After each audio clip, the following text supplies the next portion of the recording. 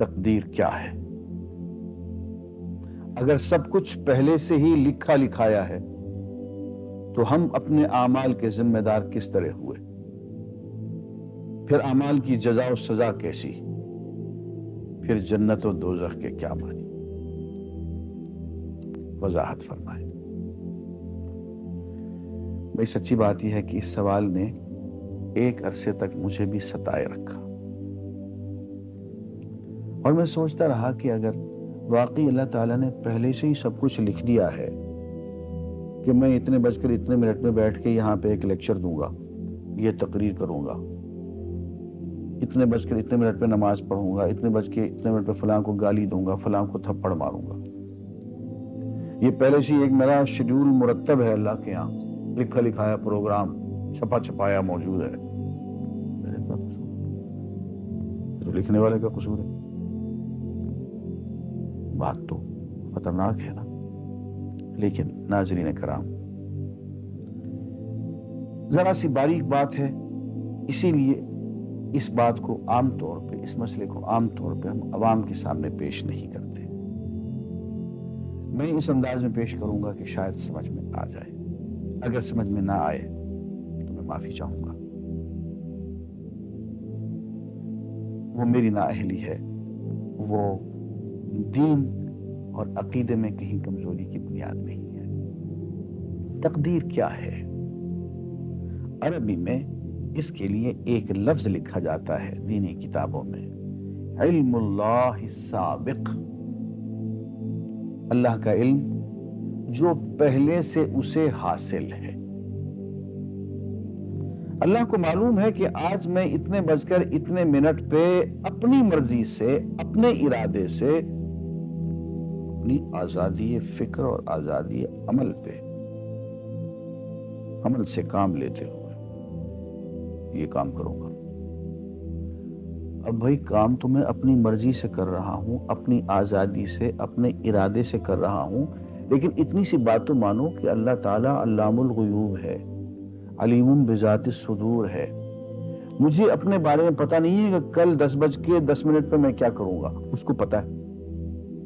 مجھے اپنے بارے میں پتہ نہیں ہے کہ میں 10 سال کے بعد کہاں ہوں گا، کیا کر رہا ہوں گا، فلاں بج کے فلاں منٹ، اس کو پتہ ہے۔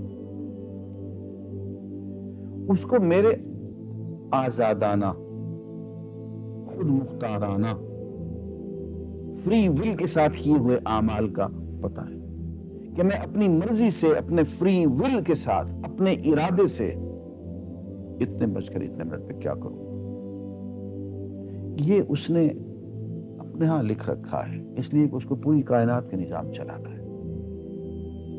اس کا علم جو ہے وہ صحیح ہے، لیکن اس کا علم میرے ارادے سے نہیں ٹکراتا ہے۔ یہ بات میں ایک مثال سے سمجھاؤں گا۔ میرے ساتھ ایک واقعہ پیش ہو گیا، اس دن مجھے تقدیر سمجھ میں آ گئی کہ ہوتی کیا ہے۔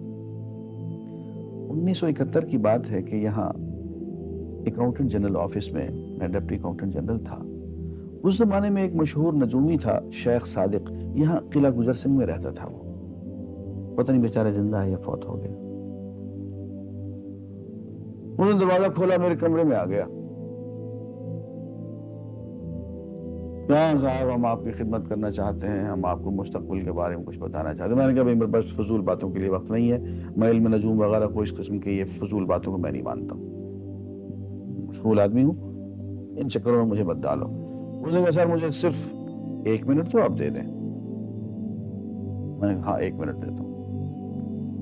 اس نے ایک بہت بڑا کاغذ میرے سامنے لکھا جس پہ 40 خانے بنے ہوئے تھے، 40 چیزوں کے نام لکھے ہوئے تھے، مختلف چیزوں کے نام، کتاب، قلم، اینک، کاپی، دوات، پینسل، میز، بادل، برقع، مسجد، مندر، ایسی ایٹ رینڈم چیزوں کے نام، 40 چیزوں کے نام لکھے ہوئے تھے۔ وہ کہنے صاحب آپ ان میں سے کسی ایک چیز پہ انگلی رکھ دیں یا اس کا نام آپ اس کاغذ پہ لکھ دیں۔ اور مجھے یہ کہتے کہتے اس نے ایک پیس آف پیپر میری میز سے اٹھایا اور اس پہ کچھ لکھا اور اس کو یوں الٹا کے رکھ دیا۔ میں نے کہا تم نے یہ کیا کیا؟ کہنے لگے جی میں نے وہ چیز لکھ دی ہے، وہ نام جو ابھی آپ لکھیں گے۔ اب میں پریشان ہوں، تماشا کی بات ہے کہ جو چیز میں سوچ سوچ کے اپنے ارادے سے اپنی مرضی سے ابھی لکھوں گا، اس نے سے پہلے جو لکھ کے وہاں رکھ چھوڑ دیے میرے سامنے. اب میں سوچ میں پڑ گیا کہ یار وہ چیز لکھوں جو اس نے نہ لکھی ہو. کبھی میں اس کا ارادہ کروں، کبھی اس کا ارادہ کروں، تنگ آ کے آخر میں نے کسی ایک چیز کو لکھ دیا میری یہ ہے. اس نے جب وہ الٹایا تو وہ وہی چیز نکلی. اب پتہ نہیں یہ کیا چکر تھا اس کا، خدا ہی جانے. کوئی اس کا علم ہوگا، کوئی فن ہوگا، کوئی تک بازی ہوگی، تک بندی ہوگی کوئی. لیکن اس دن مجھے پتا چلا کہ یار اس کو جو کچھ میں نے لکھا ہے اپنے ارادے سے لکھا ہے، اپنی مرضی سے لکھا ہے، اس سے پابند ہو کے نہیں لکھا. کبھی اس میں انگلی لگاتا تھا، کبھی اس پہ آخر چپ کے ایک لکھا میں نے. لیکن اس کا وقت کو پہلے سے پتا تھا کہ میں کیا لکھنے والا ہوں، اور اس نے پہلے سے وہاں لکھ کے رکھا ہوا تھا. میں نے کہا یار ایک محدود علم والا آدمی میرے آئندہ کے اعمال کو اپنے ہاں لکھ کے رکھ سکتا ہے، چونکہ وہ عمل میں اپنی مرضی سے کر رہا ہوں، اپنے ارادے سے کر رہا ہوں، کوئی مجبوری نہیں ہے اس میں. لیکن وہ میری مرضی والا عمل، میرے اپنے ارادے سے کیا ہوا عمل، پوری آزادی کے ساتھ کیا ہوا عمل، اس نے پہلے سے اپنے ہاں لکھ کے رکھا ہوا. یار اگر یہ انسان کر سکتا ہے تو رحمان کیوں نہیں کر سکتا؟ اس نے میرے سارے اعمال جو میں آئندہ چل کے کرنے والا ہوں، وہ سارے کے سارے اعمال اس نے اپنے یہاں لکھ کے رکھے ہوئے.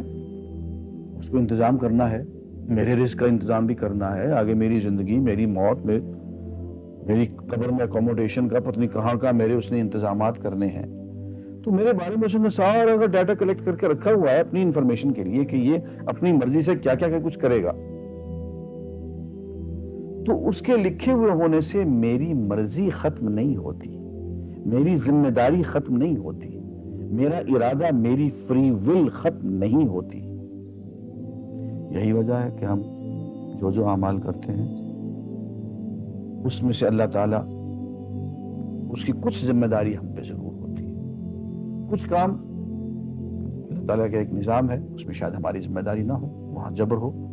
لیکن کچھ اعمال ایسے ہیں جن میں خالصتاً ہمیں آزادی حاصل ہے، ہمیں اختیار حاصل ہے، ہم ان کے ذمہ دار ہیں، ہمیں ان پہ جزا ملے گی، ہمیں ان پہ سزا ملے گی، اللہ تعالیٰ بچائے. اور جزا ملے گی تو جنت ہوگی، سزا ملے گی تو دوزخ ہوگی. لیکن آزادی عمل اور ارادہ ضرور ہے.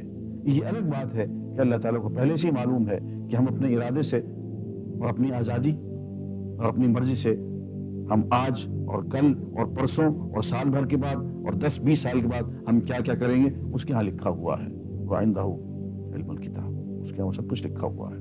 لیکن ہم جو کرتے ہیں اپنے ارادے سے کرتے ہیں اور اس کے ذمہ دار ہیں.